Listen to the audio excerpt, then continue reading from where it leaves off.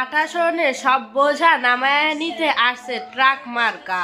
যে ট্রাক দেশের বোঝা টানে দিন রাত। দুঃখীদের সকলকে করে দেবে খুশি এই ট্রাক মার্কা। এখন আপনারা আবার মনে করেন না এইটা সেই মাহিয়া আপার ট্রাক মার্কা, এইটা হলো মেঘলা আলোর ট্রাক মার্কা।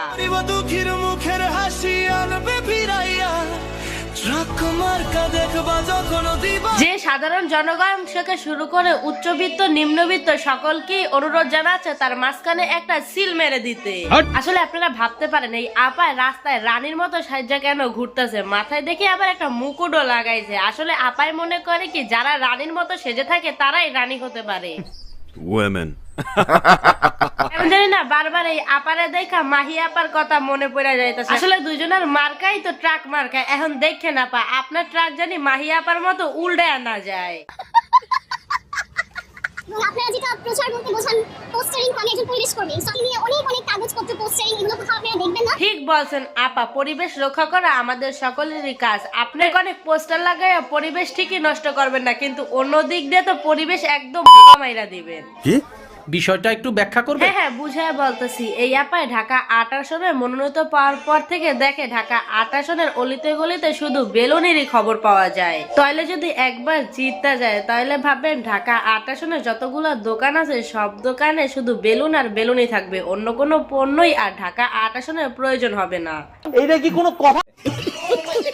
হচ্ছে একজন অপরজনকে আক্রমণ করবেন না, কথার মাধ্যমেও না। হ্যাঁ, একজন আরেকজনকে আক্রমণ তো করবেন না, বিশেষ করে এই কিউটি আপাকে প্লিজ কেউ আক্রমণ করেন না। আপনারা চাইলে এর একটা পাপ্পি দিতে পারেন, কিন্তু আক্রমণ প্লিজ কইরেন না। ঠিক আছে। ঢাকা ৮ আসনের এমনি যে অবস্থা, পাটোয়ারি আর মির্জা আব্বাস কামড়াকামড়ি কইরা যা অবস্থা করছে, এই অবস্থাকে সামলাতে আমাদের এই কিউটি আপারই প্রয়োজন ছিল। সঠিক বলেছেন। কিন্তু সব কথার এক কথা, এই সুন্দরী সুন্দরা আপারা কিসের জন্য যে নির্বাচন করতে না, মানে তারা কি পরিকল্পনা করে রাখে নির্বাচনে যদি কোনোভাবে তাল না করতে পারে তাহলে ডিরেক্ট নায়িকা বনে যাবে, নাইলে তো এত সাজুগুজু করার কোনো প্রশ্নই আসে না। নাকি বিপক্ষ দলকে নিজের রূপের ঝলক দেখিয়ে মাঠে মারা দিতে চায়।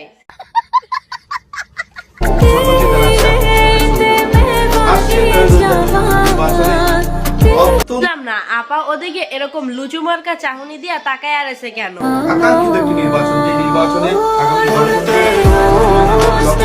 ওমা, আবার দেখি শরমও পায়। আচ্ছা আপা, আপনি বলেন তো আপনি নির্বাচন করতে আসছেন নাকি অন্য কিছু করতে আসছেন? লজ্জা লাগে।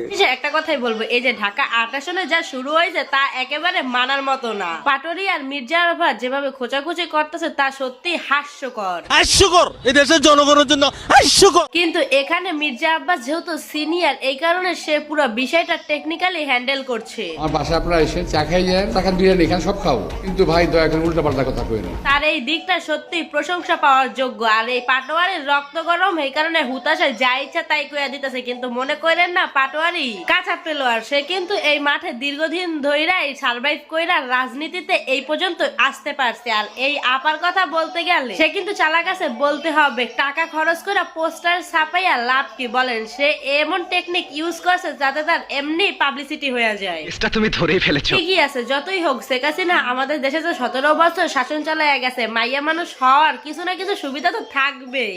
নিঃসন্দেহে তুই ঠিক কথা বলেছিস। না আপা, আপনার কিন্তু বুদ্ধি ভালো। হ্যাঁ,